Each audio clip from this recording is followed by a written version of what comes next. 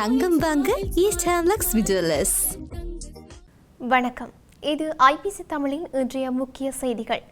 முதலில் தலைப்புச் செய்திகள். சஜித் தரப்பின் தேசிய பட்டியல் ஆசனங்கள் அறிவிப்பு. நாடாளுமன்றம் செல்லும் மனு. மாவையின் இறுதி பதிலுக்காக காத்திருக்கும் தமிழரசு கட்சி. அசோகரன் வலவுக்கு எதிராக நம்பிக்கையில்லா பிரேரணை முன்வைக்க தீர்மானம். நம்பிக்கையில்லா பிரேரணை வெற்றிகரமாக எதிர்கொள்ளப்படும் ஆளும் கட்சி திட்டவட்டம். அமைதி காக்கும் மனுர மஹிந்த தரப்பு கடும் குற்றச்சாட்டு.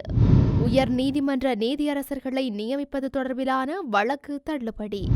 சிறிய சிறையில் அடைக்கப்பட்ட அமெரிக்கர் அலைந்து திரிந்த நிலையில் கண்டுபிடிப்பு. கலைக்கப்படும் சிரிய ராணுவம். கிளர்ச்சி குழு தலைவர் அதிரடி அறிவிப்பு.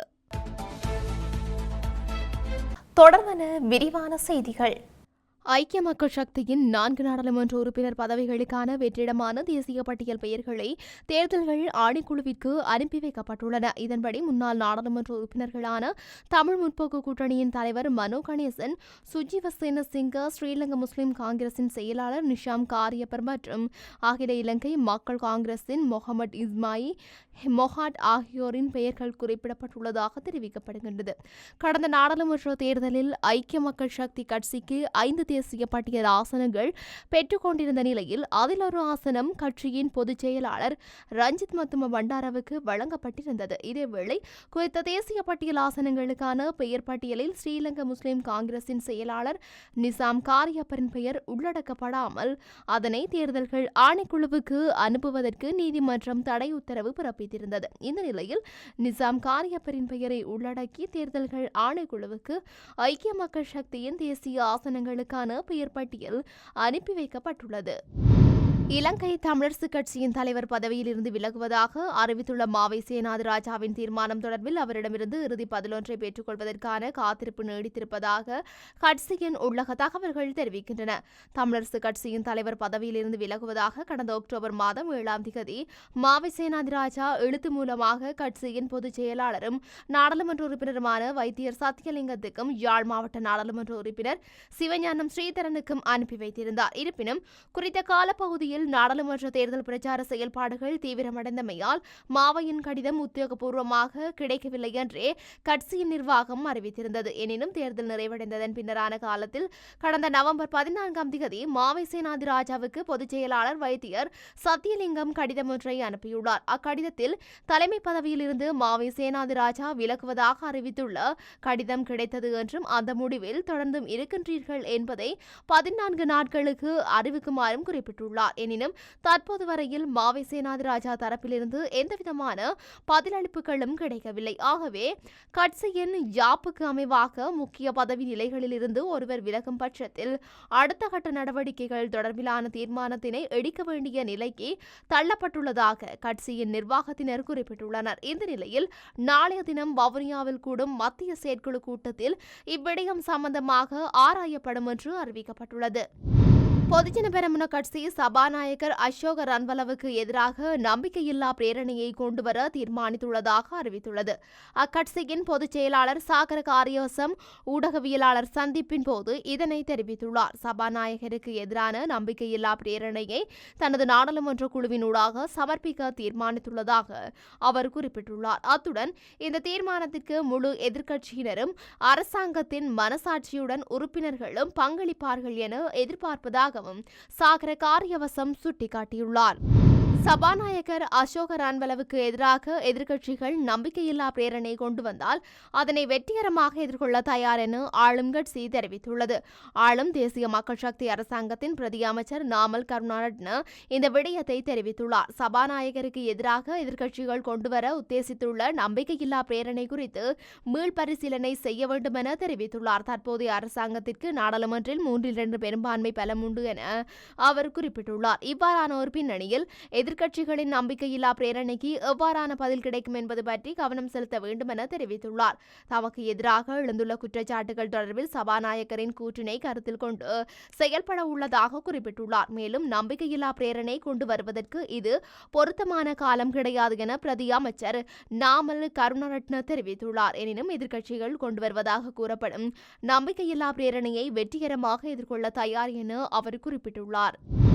சிறந்த அரசியல் கலாச்சாரத்தை உருவாக்குவதாக நாட்டு மக்களுக்கு வாக்குறுதி வழங்கிய ஜனாதிபதி அனுரகுமார திசாநாயக்க சபாநாயகரின் கல்வி தகமை தொடர்பான சர்ச்சையில் அமைதி காப்பது ஏன் ஸ்ரீலங்கா பொதுஜன பெரமுனவின் உறுப்பினர் மனோஜ் கமைகே கேள்வி எழுப்பியுள்ளார்.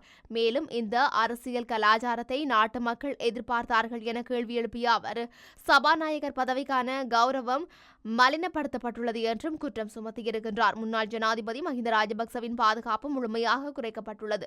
வடக்கு மற்றும் கிழக்கு மாகாணங்களில் பிரிவினவாத எண்ணக்கரு பகிரங்கமாக வெளிப்படுகின்ற நிலையில் யுத்த முடிவுக்கு கொண்டு வந்த மஹிந்த பாதுகாப்பு குறைக்கப்பட்டது.